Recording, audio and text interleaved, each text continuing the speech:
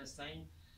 دوستان عزیز، گیره درست کردم، بسیار گیره های عالی و صرفه و مورد اعتماد و توجه.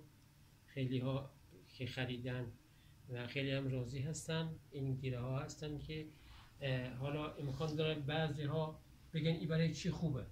خب این گیره کاره. مثلا شما میخوای یک نبشی یا آهن رو مثلا قطع کنی برای که آسیب به شما نرسه و جای نگهدارنده خوبی باشه، به این صورت این به اصطلاح میچرخانی، دسته‌اش اینجوری میچرخانی، سفت میشه. فرض کنی این آهن دسته‌اش اینجوری میچرخانی، سفت نگه میداره. بعد خواستی مثلا سوراخ کنی، خواستی ببری، فرست کنی، به هر طریقی که خواستی کار میتونی انجام بدی. این برای کسانی که مثلا صنعت داشته باشه، کارگاه داشته باشه، خیلی عالیه و میتونین روش حساب کنین و قیمتش هم 2,500,000 تومنه و خیلی هم زحمت داره. خیلی چیز خوبی من درست کردم. امیدوارم که مورد توجه شما انشاءالله قرار بگیره.